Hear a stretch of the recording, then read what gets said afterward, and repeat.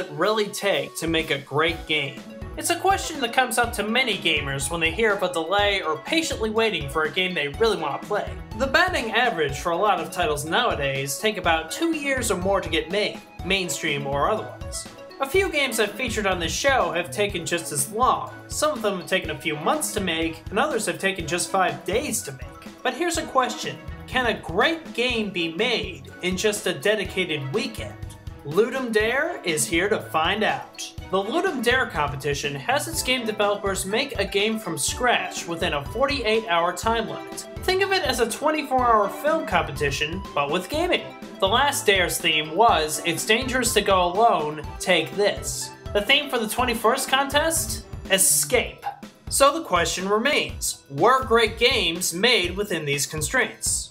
Well, chances are if you see it on this program, then, well, at least I think they're pretty awesome. A lot of these games set new innovations, playing with the game structure, have funny stories, interesting gameplay. For a lot of them, it's just jaw-dropping to think that it was done over the course of 2 days. If you have an afternoon to kill for some awesome short games, I highly recommend going over and exploring their website for their top 50 picks for both the combo and the jam top 50. But for right now, let's take a quick look at 10 of my favorites in alphabetical order. You know, I would say this is a top 10 list, but it isn't because...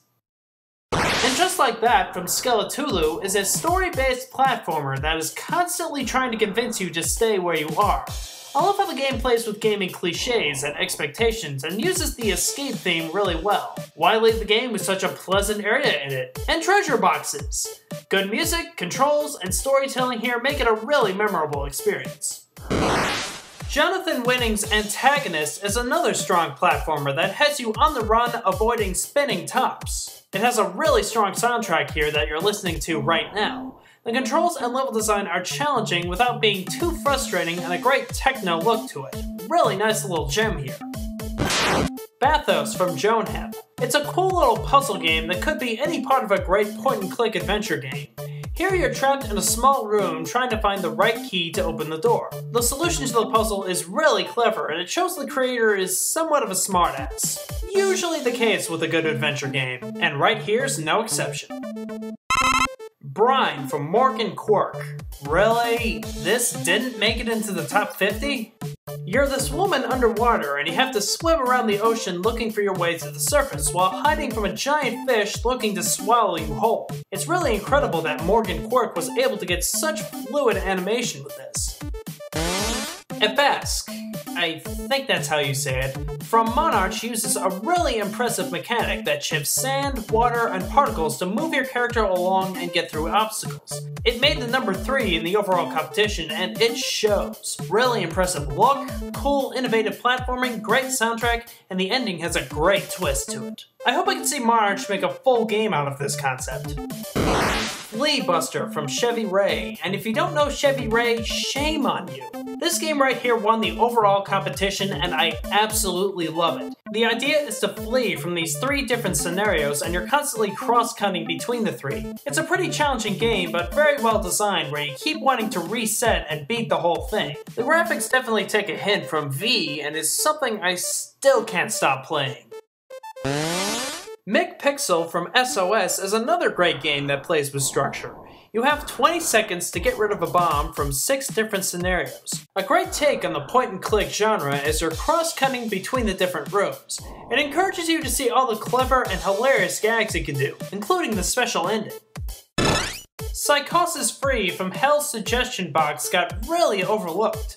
You're on the run from a black area on the left side while firing at enemies to get devoured by the void. You can take out the enemies nearby to try and slow down the void, but it will devour you. A bit of a difficult game, but I loved how this one plays with the theme of escape. Rainbow Jail from Benjamin is, now that I think of it, one of the trippiest games in the competition. Here you have to escape by getting rid of specific colored blocks, help other prisoners, and avoid the scanners. If you're not hidden from the scanners, you're dead and you have to start over. There's a lot of depth in the game with its great mechanic, even though I kinda suck at it. Routine from Night Tram Zero is another game that got a bit overlooked, and Let me try and explain this one. You're a body that flies out of your room, avoiding laptops and objects in space while guiding and avoiding your own head. It's a lot of fun, but it also begs the question, what was Nitram Zero on when he made this?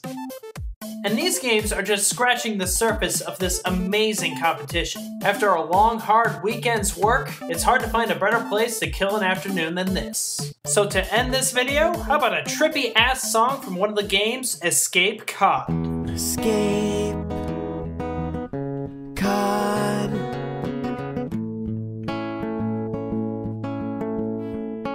Get out that fishing rod.